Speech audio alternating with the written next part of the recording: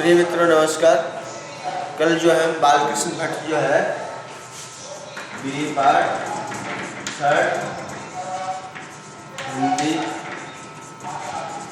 साहित्य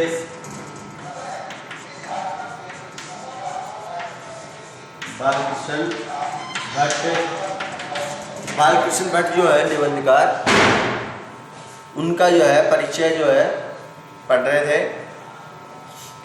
इन्होंने जो है निबंध विहंग जो किताब है, इसका एक निबंध जो है साहित्य जन समूह का हृदय का विकास, साहित्य जन समूह के हृदय का विकास निबंध अपने यहाँ पाठ्यक्रम में लगा रखा है।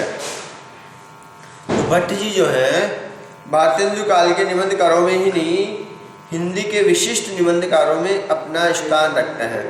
इन्होंने एक और सामाजिक, राष्ट्रीय और सांस्कृतिक महत्व के विषय पर निबंध लिखे। यानी भट्ट जी ने किस पे निबंध लिखे?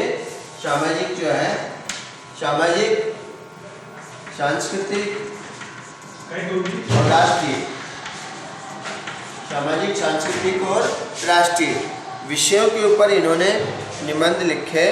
दूसरी ओर नाक, कान, आँख जैसे अत्यंत सामान्य विषयों पर लेखनी चलाई।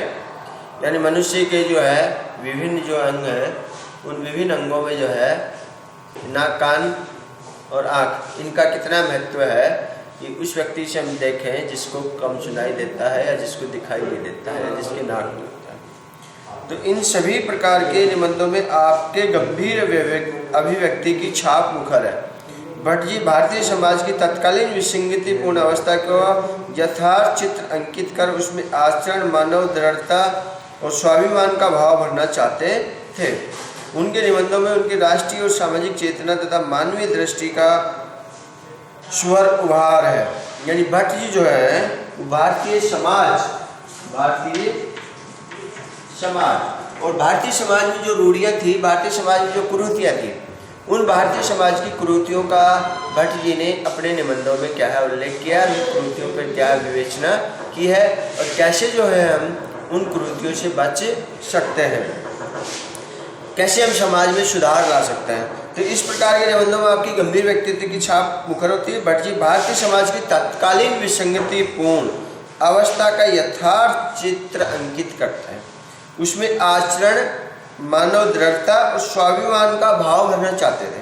उनके निबंधों में राष्ट्रीय और सामाजिक चेतना तथा मानवीय दृष्टि का स्वर उभर है। भट्ट की शैली का भी अपना एक रंग है जो उनके निबंधों को अन्य रंग वाले निबंधों से अलग करती है। उनकी भाषा साधारण बोलचाल की भाषा है। उन्होंने यहाँ वहाँ उर्दू और अंग्रेजी शब्दों का प्रयोग किया है। इस प्रकार उनकी भाषा बड़ी ही सजीव और शक्ति है। रोज़मर्रा की ज़िंदगी में वहन होने वाले मुहावरे तथा कहावतों को ग्रहण करने के कारण इनकी भाषा और भी मूर्त तथा वक्र हो गई है। इनकी निबंधों की भाषा, यानी आपके ये भी पूछा जा सकता है कि बालकृष्ण भट्ट के निबंधों की भाषा शैली के बारे में बताइए। बालकृष्ण भट्ट के निबंधों की भाषा शैली के बारे में बताइए। भाषा शैली के बारे में बताइए। मतलब क्वेश्चन इस तरीके से पूछ सकते हैं कि बालकृष्ण भट्ट की निबंधों की भाषा शैली के बारे में बताइए। तो उनकी भाषा जो है वो साधारण है। साधारण आम जन का जो व्यक्ति है वो भी उसको समझ सकता है। कुछ उर्दू और कुछ जो है अंग्रेजी शब्दों का भी प्रयोग किया गया है, लेकिन अंग्रेजी के वो शब्द जो है वो सामान्य रूप से जो है ना अनपढ़ व्यक्ति भी जो है ना समझ सकता है। जैसे मैं कहूँ कि हॉस्पिटल जो है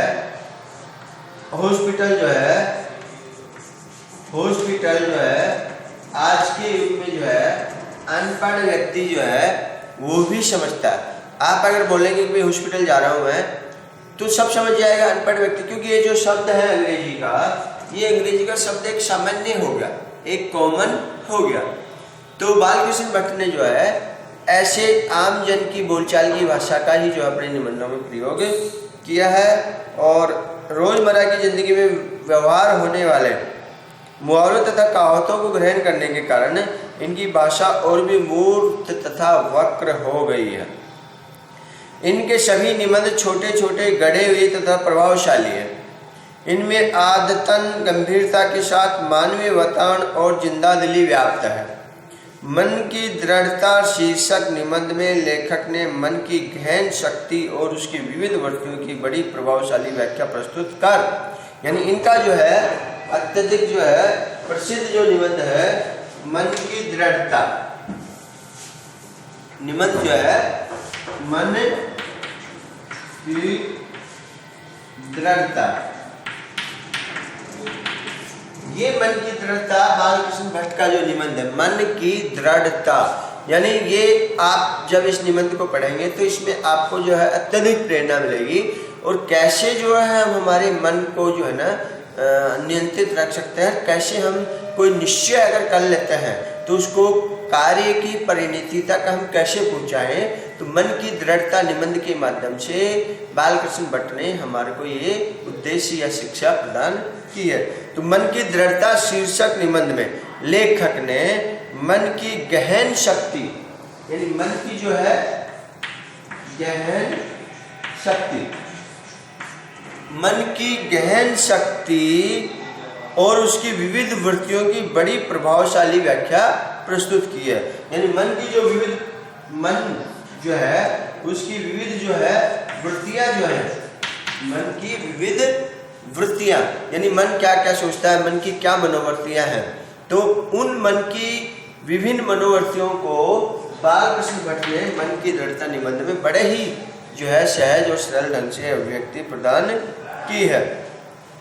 तो प्रभावशाली व्याख्या प्रस्तुत कर तत्कालीन समाज में व्याप्त भाग्यवादिता और निष्क्रिय का प्रत्याख्यान किया है। यानी समाज में जो भाग्यवादिता है, भाग्य ठीक है जो है, भाग्य पर जो आदमी ठीक है जो होगा, जो देखा जाएगा, जो भाग्य में लिखा है वो होगा, जो भाग्य में लिखा है वो होगा। तो भाग्यवादी मनोवृत्ति का होना, इस भाग्यवादी मनोवृत्ति पर बालकृष्ण भट्ट ने इस मन की दृढ़ता निबंध में प्रकाश डाला है। बस ये है कि सोच लिया कि हम भाग्यवादी, भाई हमारे भाग्य में जो लिखा है, भाई ईश्वर ने जो लिख दिया हमारे भाग्य, अरे भाग्य क्या है, कर्म है महत्वपूर्ण। तो ये जो मन की दृढ़ता निबंध है, इस मन की दृढ़ता निबंध में भाग्यवादिता के कारण व्यक्ति जो है निष्क्रिय होता है, अकर्मण्य होता है।